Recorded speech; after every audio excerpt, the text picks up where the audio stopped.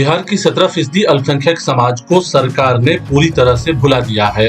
ये कहना है एमआईएम के प्रदेश अध्यक्ष अख्तरुल ईमान का। अख्तरुल ईमान के मुताबिक इसमें सबसे ज्यादा दोषी वो लोग हैं जो अकलियतों के वोट पर चुनाव जीत कर आते हैं, लेकिन सत्ता की सौदेबाजी में अकलियतों के मसले को ही नजरअंदाज कर देते हैं। एमआईएम का कहना है कि नीतीश कुमार और तेजस्वी यादव से ज्यादा कसूरवार वो मुस्लिम लीडर हैं जो लगातार अकलियतों के मामले पर खामोश रहते हैं। अख्तरुल ईमान ने कहा कि महागठबंधन की सरकार में अल्पसंख्यक समाज को पूरी तरह से फरामोश किया जा रहा है। उनके मुताबिक बिहार मदरसा एजुकेशन बोर्ड, उर्दू एकेडमी और दूसरे अल्पसंख्यक संस्थाओं का बुरा हाल है। नौकरियों में उन्हें मुनासिब भागीदारी नहीं दी जा रही है। यहाँ तक कि अल्पसंख्यकों के वोटों की सियासत करने वाली पार्टियों ने अकलियती समाज के नेताओं को हाशिए पर रखा है। अख्तरुल ईमान ने सवाल खड़ा किया है कि अल्पसंख्यकों के साथ ये भेदभाव आखिर कब तक। उन्होंने कहा कि अकलियती आबादी वाले इलाकों पर सरकार की कोई नजर नहीं है।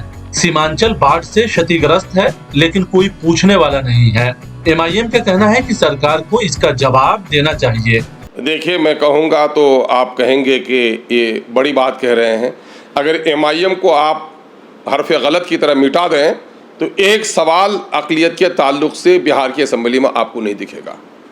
मदरसा एजुकेशन बोर्ड का जो बदहाली है, उर्दू टीईटी वालों का रिजल्ट नहीं दिया जाना, 1,70,000 टीचरों में एक भी उर्दू, फारसी और अरबी के टीचर का बहाल नहीं होना, उर्दू एकेडमी का बुरा हाल होना, मदरसा इस्लामिया शमसुल हुदा के वक़ार को वापस न लौटाया जाना, उर्दू एडवाइज़री कमेटी का मसला हो, वक्फ बोर्ड की शरारतें हो, ये सारी ऐसी तवील फहरिस्त है। दूसरी तरफ मुसलमानों के साथ जो मुल्क में हो रहा है, अभी पिछले दिनों में एसएसबी के नौजवान ने लिंचिंग कर दी हमारे एक नौजवान की सिक्टी में, उसका कोई इंसाफ नहीं मिल सका, उनकी गिरफ्तारी नहीं हो सकी। अभी ज़हीरुद्दीन जो ड्राइवर था, हड्डियों को लेकर ट्रक आ रही थी, उनकी लिंचिंग हो गई। तो कहाँ हैं लोग, कहाँ हैं लोग? सिर्फ इसलिए कि बीजेपी नहीं, ये आ गए, इसी पर खुश हो गए, है ना। उसने जूते से मारा था, ये तमाचे से मार रहा है ना। अरे भाई, जरा सा गैरतमंद उठो तो जरा सा।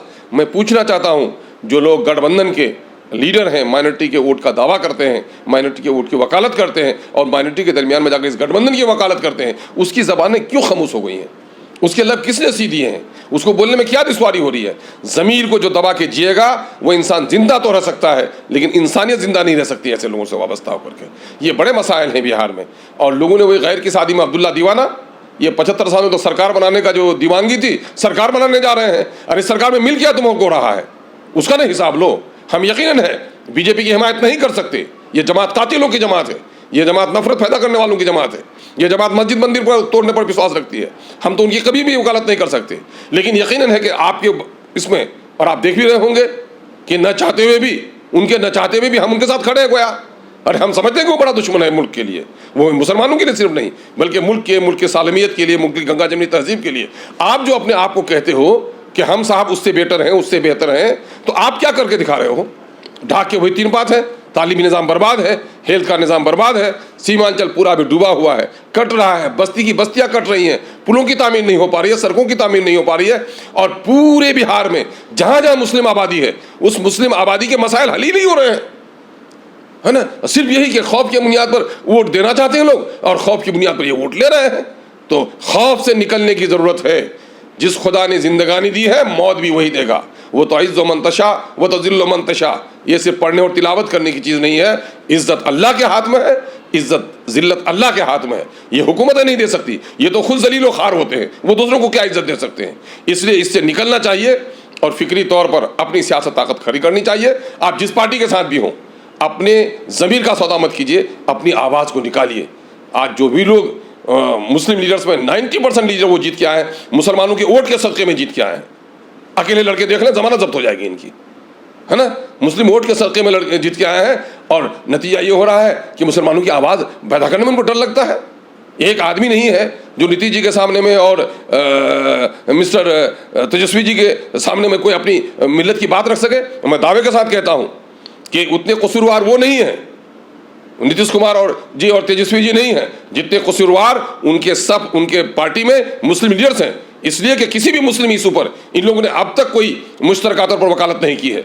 इनको करना चाहिए था वकालत, ये तो इसके माने इनको वजारत चाहिए या इनको मेंबरशिप चाहिए, क्योंकि अपने सख्ती पर जितना नहीं है, पार्टी के नाम पर जीत के आना है तो टिकट चाहिए।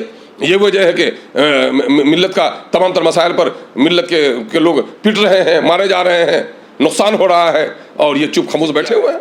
ये जो लोग हैं सिर्फ टिकट की बुनियाद पर पार्टियों का तलवा चाटते हैं, ऐसे ही लोग मिल्लत फरोश है जो लोग इस तरह का काम करते हैं, चाहे जिस पार्टी में रहे हो वो, है ना। पार्टी वोट दे रही है आपको, ये आवाम वोट दे रही है आपको कि मेरा मसीहा बनेगा, और आप आकर के पार्टियों का गुलाम बन जाते हो।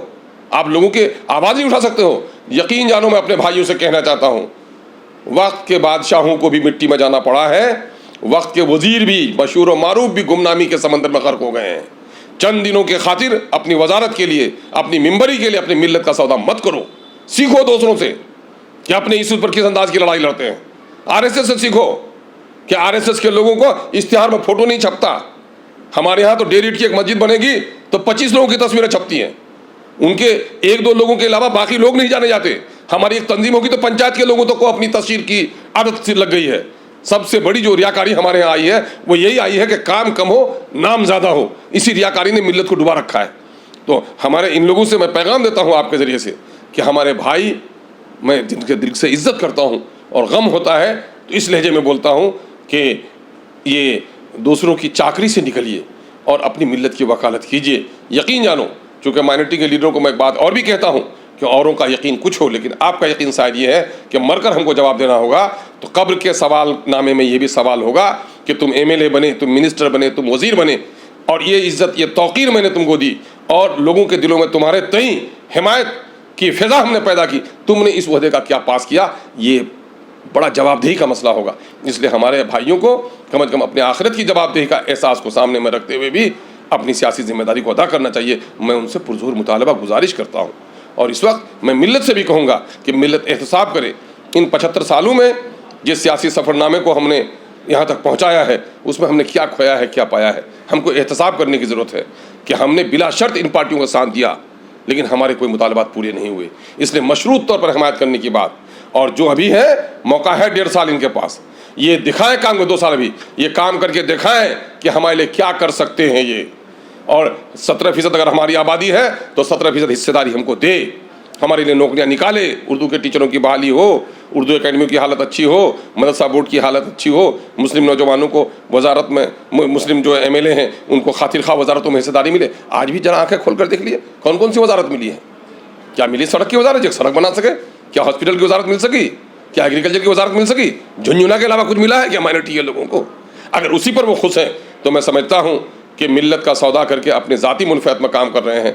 मैं पूछना चाहता हूँ वज़ीर कानून से, कितने माइनॉरिटी के लोगों को पीपी बनाया उसने? एपीपी कितने लोगों को बनाया?